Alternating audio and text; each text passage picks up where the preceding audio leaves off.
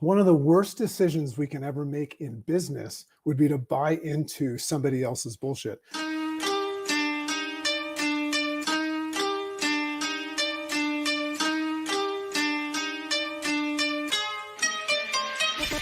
Great morning, world! Welcome to the Rise Up with Dragon podcast with your host, Dragon!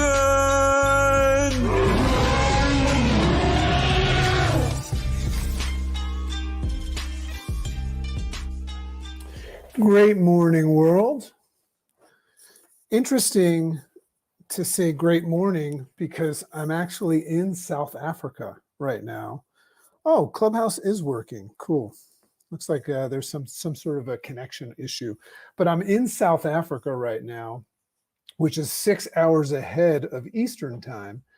And that makes it like late afternoon. So it's really a great after morning. But back home, people are just rising up. The Pacific Coast is probably in bed still. The East Coast is up. Usually we do these at 9 a.m. But this is fun. It's fun for me because I live in structure. And right now I have to find structure. Structure is not easily attainable here because I'm not sleeping in my bed. I'm out of my element, different bathroom, different morning structure. My whole rise up process, and the reason why I'm bringing this up before I start my rise up today is these are the opportunities that are such a blessing because they give us the ability to try some of our stuff out, all this stuff that we talk about. Definitely a problem or a challenge going on with Clubhouse, meaning people are having trouble getting in, but I'll just leave it open in case you are watching the live and want to join us. But when we're out of structure, we have two choices. We can look at it and say, oh man, and fall victim to it, and then kind of give ourselves a hall pass to get out of structure. I don't have to be in structure now. I don't have to do this, this, and this because of my current reality. Or we can just get creative, and which is what I'm doing. I don't have my podcast equipment here, so I'm plugging right straight through to my computer into my StreamYard. I'm recording the audio this way.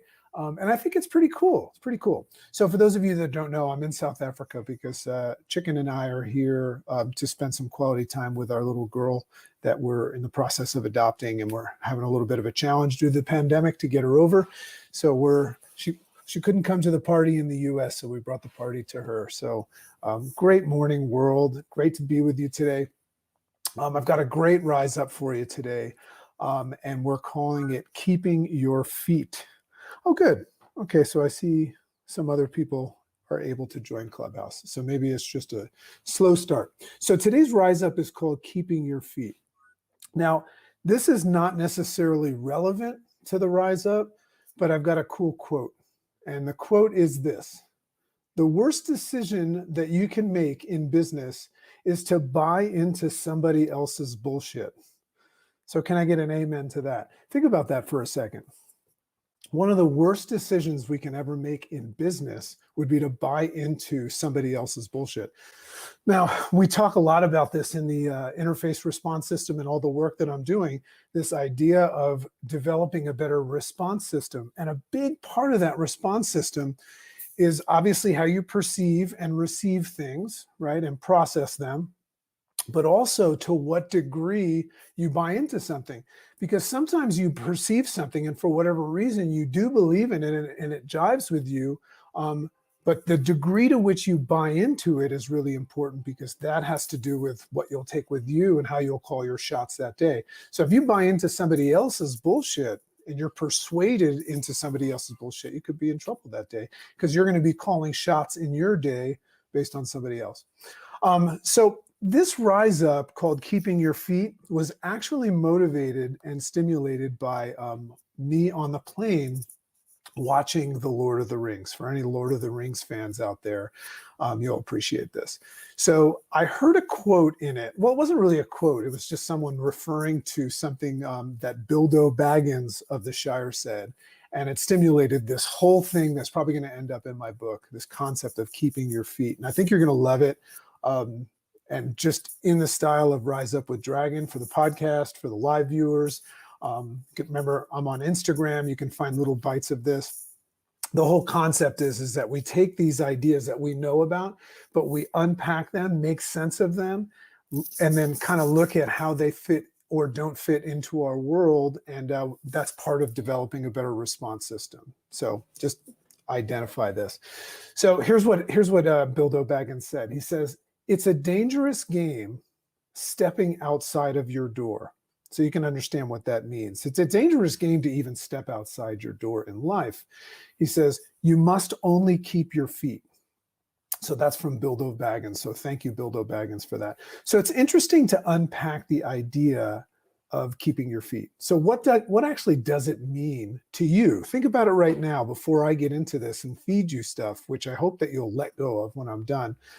But what does it mean to you to keep your feet, right? And how does that work into this concept of the interface response system? How does keeping your feet relate to you developing a better response system? So let's look at some of the different perspectives of keeping your feet, because I think you guys all kind of have your own idea what it means. So on the one side, you may look at this as staying strong in the face of adversity, right?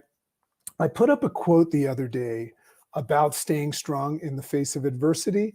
And here's what it was. This is a great, great quote. I would write this down if you're around a pen. So the quote is this: the mighty oak fought the wind and broke. However, the willow bent when it must, but it survived. So I think a lot of us think that keeping your feet has to do with staying strong in the face of adversity, right? So this could also cause trouble and build limitations, as it speaks of building the ability to survive, keyword survive, in the face of adversity. Now we know that survive and thrive, surviving and thriving, are different things. And I think a lot of us are trying to keep our feet in the face of adversity in a survivalistic manner. But what if its meaning and relevance was associated with thriving? What would it look like if it was associated to keep your feet with thriving? So keeping your feet can mean staying the course. And as the amazing author in a book that I preach to you guys all the time, Indistractable, Nir Eyal writes, become indistractable. That's what he talks about.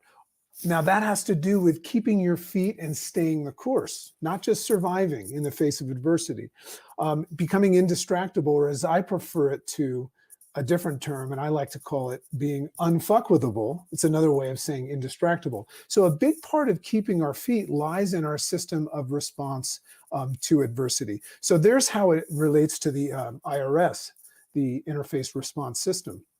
It has a lot to do. How we keep our feet has to do with what we think it means, but also how we respond to adversity. So in developing a more efficient response system, which is what we all really want to do, if you're after physical, mental, or financial well-being, what you're really doing is trying to set yourself up and become a version of yourself that is more efficient at responding to adversity.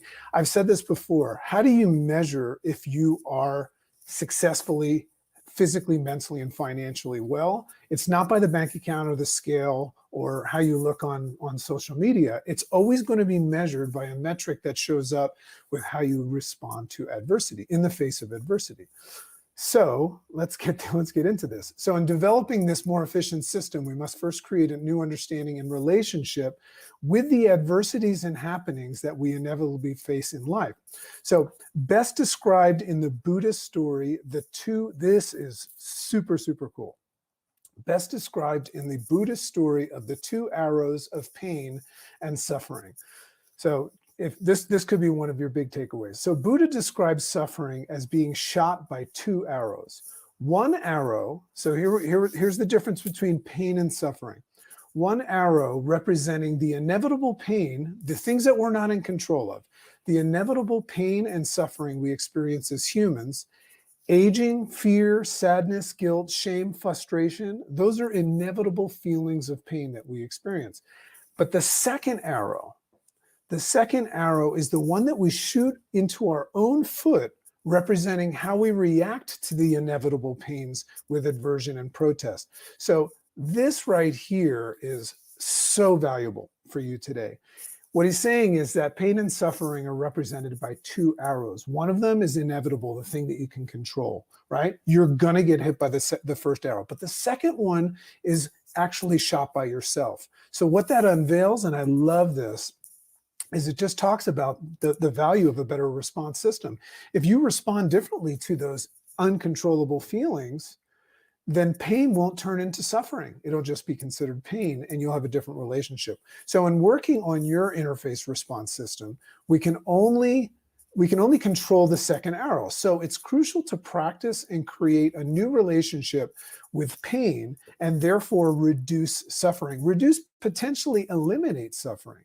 You know, when I read that, I just was blown away because what it said to me is that pain is not a bad thing. Is just like failure, pain and failure are inevitable and they're out of our control. But what's in our control is how we perceive, receive, and respond to those things. So that idea of the second arrow, we don't need to suffer. Suffering is gonna happen in how we perceive and we process those things. So once again, validating the importance of this response system. So how does this translate scientifically? Let's look at this. Well, we know from the previous Rise Up that I've done that our amygdala, there's 4 different parts of the brain that processes the amygdala, the hypothalamus, the hippocampus, and then the prefrontal cortex. So there's different stages. But remember, the amygdala is that part of your brain that first senses danger or disturbances. It's always on edge and it's just very, very sensitive. And it first senses danger or disturbance and attempts to create a perception. So the amygdala creates that first perception. That's how you get a feeling. When you get an icky feeling, remember, this is about keeping your feet. We're going to learn about that in a second. When you get that icky feeling, it's based on the amygdala creating a perception. And then what it does is it starts to go and it takes that perception and it sells it first to the hippocampus. Now remember, the hippocampus is a part of our brain that stores memories. So if you have past memories, right? Remember, the past doesn't apply in the future, but the amygdala always goes to the hippocampus and it says, hippocampus, do we have any past reference points that prove that what I think is a danger, right? And the reason why we had this is because we had to learn how to get out of the face of a saber-toothed tiger, or in this day and age, like a speeding train or something like that, right? So it sells it to the hippocampus, and then the hippocampus will say, sure we do. We have all these bad things that have happened to us in the past. So they validate that perception by calling on the stored memories, and then the two of them try to go and sell it to the CEO, the decision maker of your brain. Remember, what we're talking about now is creating a different relationship with pain so that you can eliminate or reduce suffering. So the hippocampus and the amygdala team up and they go try to sell it to the CEO of the brain, the prefrontal cortex. So if the prefrontal cortex buys into what they're selling, then the stress response, that automatic, as you call it, knee-jerk stress response, goes into full action, almost like what I call a stampede. And in this case of moving from pain to suffering, you can see what happens, right? So we're experiencing pain, right? It could be emotional or physical pain. And then those two sell it to the prefrontal cortex. And as soon as the prefrontal cortex buys into something, which is very, very dangerous. So a big part of the interface response system, and you'll see that there's more and more and more coming on this, is having the ability to distance yourself enough from that so that you can access a more rational part of your brain. Hence keep your feet. So basically, the prefrontal cortex, if it buys in, then everything goes into full action. So that's how pain turns into suffering. So the second arrow then gets shot. So when the prefrontal cortex buys into the amygdala and the hippocampus's pitch that this is a problem, then the second arrow gets shot and then the suffering begins. Let the suffering begin. So if you're suffering right now, don't yell at me, because if you're suffering, you don't want somebody to tell you that you did it to yourself. But just open up your mind to the idea. Look at your foot and see if there's an arrow in it. Look at your foot and see if there's an arrow in it.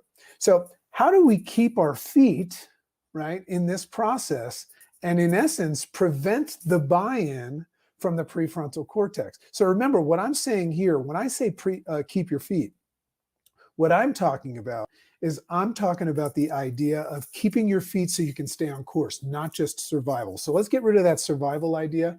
And what I'm saying now is, how do we keep our feet and stay on course? That's the idea, right? So the first step is to acknowledge the very process.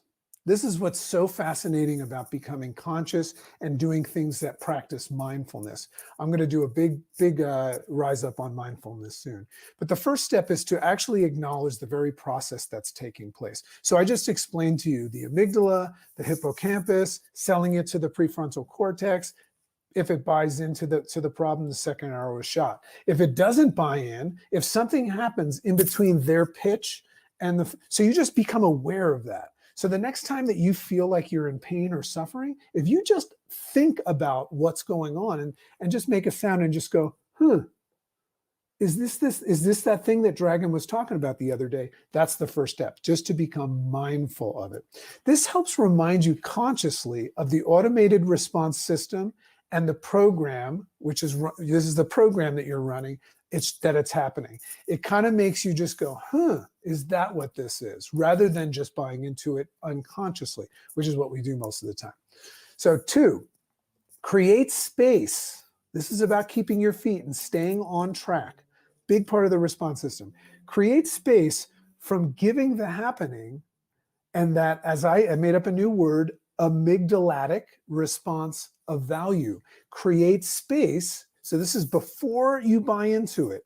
You do something that creates space and distances you from it, and you just give yourself a little time. I call this the power of the pause, before you give that value. Because as soon as you give it value, that's where the buy-in comes. So remember, we talked about this before, and I'll explain it again. It came from the great Stoics, but they called it cognitive distancing. And this is something therapists talk about quite a bit now. So to enable and access, what happens when you distance yourself from that process before you react to it, by just becoming conscious of it, what happens is you enable and access that logical and rational part of your thoughts. You broaden, you go into this part of your brain where there's a broader spectrum and more options and ideas of what this is. You start asking questions like, is this really something? Does this matter? Is this in my control? Rather than just knee-jerk reaction. As a matter of fact, most cognitive behavioral therapy and a lot of therapy today is just having the advantage to look at it in a different vantage point. I have something called holographic vision, and just distance yourself from it. So we called that cognitive distancing. And then we also referred to holographic vision in that space, looking at it and say, well, let's take a look around this. Let's walk around it. So the power of the pause is what I was talking about. Just looking at it and going, If you just use that word, it's spelled HMM. It even has its own emoji if you type it. What'll happen is you'll create that space, and it dramatically enhance your ability to have a different answer. So 3, run a systems check. Run a systems and reality check. Ask the 4 questions that we talk about. A, what's really happening here? B, what does this have to do with me? What's really happening here? And what does this have to do with me? Does this have anything to do with me? Remember, we're looking to keep our feet, right? And then see what aspect of what's happening is under my control and what's not. As a matter of fact, does any of this have anything to do with me, or does it have to do with something or someone else? And is any of it under my control?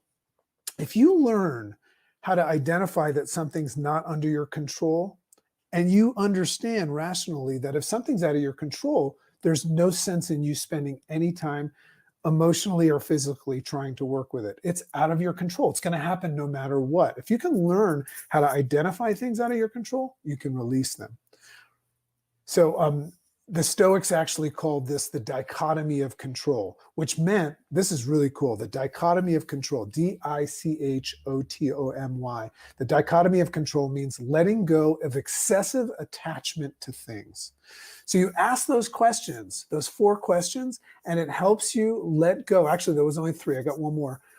It helps you let go of the excessive attachment to things, especially the things that are out of your control. So D, the fourth one, is this what's happening? Is this in support of my desired state or not? Is what's happening in support or not in support of where I was going before it happened? Now, boom. If you can learn how to ask those questions, I'm going to teach you a really, really fast way to ask all those questions and create the space to have a different response. This is a stampede that's going on. The amygdala, the hippocampus, working to pitch the prefrontal cortex. And who knows, maybe your life is in chaos at that time. Very, very hard to stop yourself and think. That's why you have to practice mindfulness. Things like meditation with my chicken's karma mind and things like that, or listening to this. That's what I hope people get out of my podcast, is I hope it just makes them think. So the stampede and the sales pitch from to the prefrontal cortex gets interrupted, and the urgency to buy or sell in, remember the idea of buying in, looking to decrease the excessive attachment. So the urgency to buy or sell, buy in that instance is called off or delayed, right? Or it's called off or delayed and not yet confirmed or validated. And that's where you create the space. That's why the power of the pause. Remember, you got to practice this stuff. So then you look down and see that your feet have been kept. Not only have your feet been kept, so now what's the value of keeping your feet? If you keep your feet, you stay on track. This is what Nir Ayal was trying to teach everybody, how to be indistractable or unfuckwithable, right? But a big part of that is recognizing that when you get distracted, you're not keeping your feet. You're going into survival mode, or you're fighting or flighting or freezing.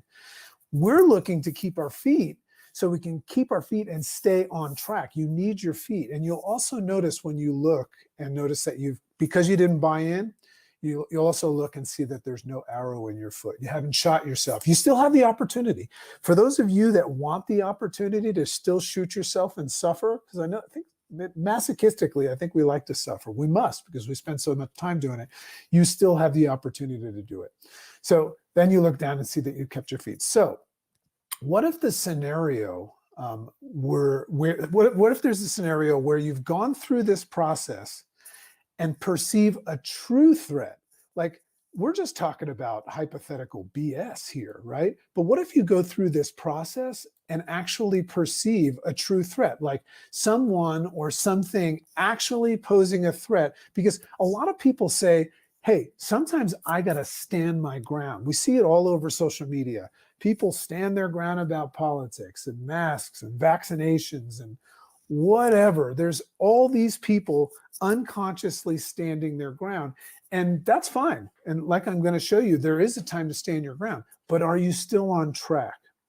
Does standing your ground with your fists up always mean that you're still on track? Because I know a lot of people, and I see it, people that are standing their ground, fighting for their values, but completely off course. And then they wonder why they're not at the top of the mountain, sipping champagne and having caviar, right? So very, very important. So in that scenario where there's a true threat, someone or something's posing a true threat to your well-being or desired arrival at your destination. A threat could be somebody that the perception is that they're in the way. They're not letting you get to your destination. So your prefrontal cortex will call upon your innate stress response system. This is if there's a true threat, right? But you have to first identify if there is one, and it can happen in a second. All you got to do is go, right? You just have to consciously know about this process and just go, And in that space, you can make this decision. You can do it in seconds, but seconds are way, way more space than no seconds.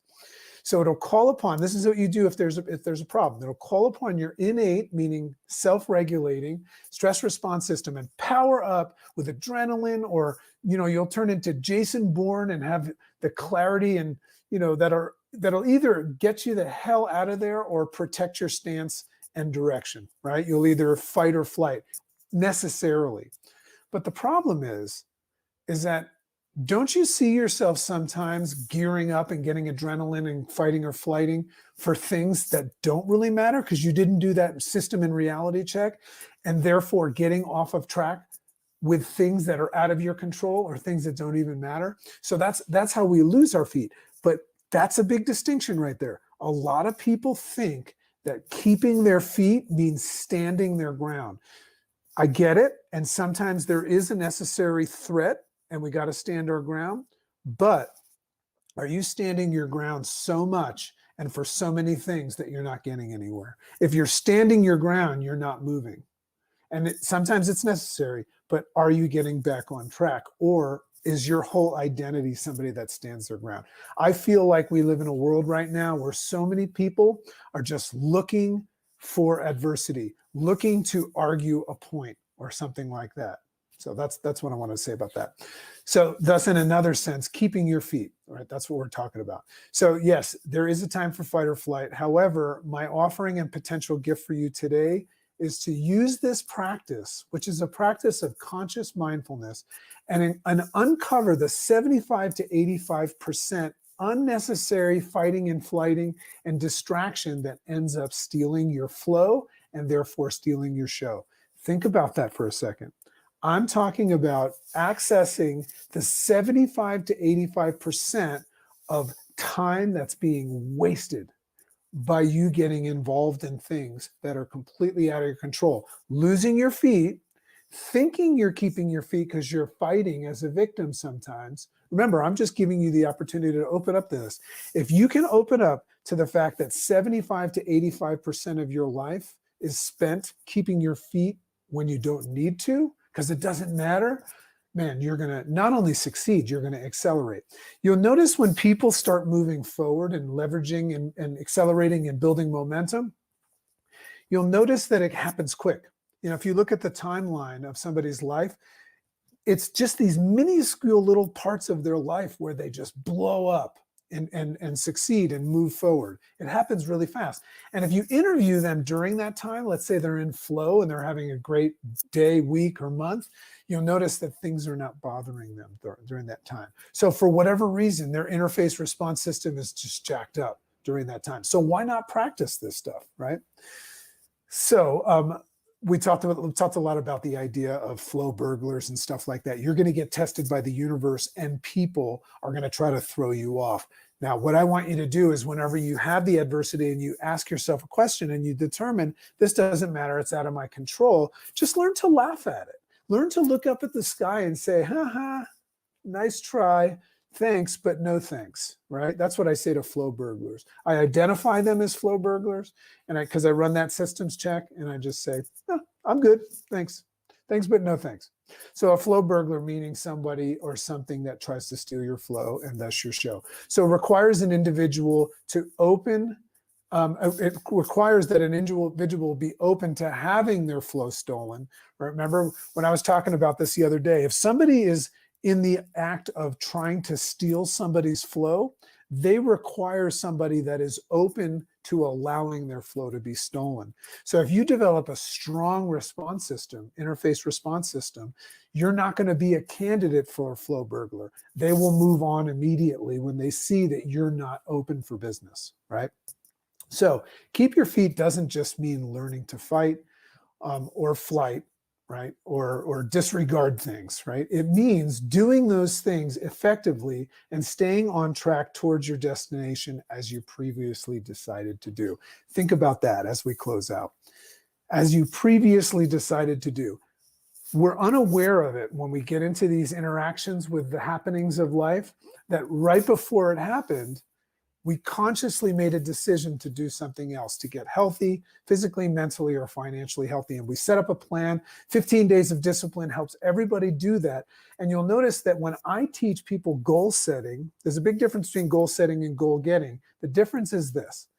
You can set a goal and you can set the goal the right way, create value, make it attached to all the things that matter most. But if you're still fuckwithable, if you still are indistractable or you're distractible and you don't have the ability because your interface response system is low, you're going to still find yourself unconsciously falling prey to all these things rather than keeping your feet so you can stay on course. So remember the last sentence. It means doing the things effectively and staying on track towards your destination as you previously decided. So that was my first Rise Up in South Africa. I'm in Pretoria, South Africa with my lovely South African family, with my little ducky, just having such a ball. So blessed to live a life where I can come work from a different country and travel 15, hours on a plane. Just so you know, I'm in an area, talk about out of structure. You can't even go running here because they're on lockdown, and their unemployment is like almost 50%. So tensions are high. So we're just hanging out at home watching, some Wimbledon, but I'm staying in structure even in the house. I'm making sure, and that's why I'm here to do this Rise Up today. So love and appreciate you all. We're going to check out of the live right now and then move into the Clubhouse room because I see a couple people here. Hopefully it works. But love and appreciate you. Have a wonderful morning. I'm going to have a great afternoon and evening here. Remember, you can follow me on Instagram and please communicate with me. We've got a lot of stuff there. Hey, by the way, I just received notification today that in the entire world, the Rise Up with Dragon podcast is now rated in the top 100 self-improvement podcasts. And there's quite a few self-improvement, personal growth podcasts. So we're growing, and that's a lot thanks to you. Rise Up with Dragon on iTunes and all the other channels, and Spotify and Stitcher and in India and all that stuff. And remember, if you go to riseupwithdragon.com and you fill out put your email in to receive the free course for 15 Days of Discipline, you'll also get on our newsletter. We're going to start sending out some really, really cool stuff, all free.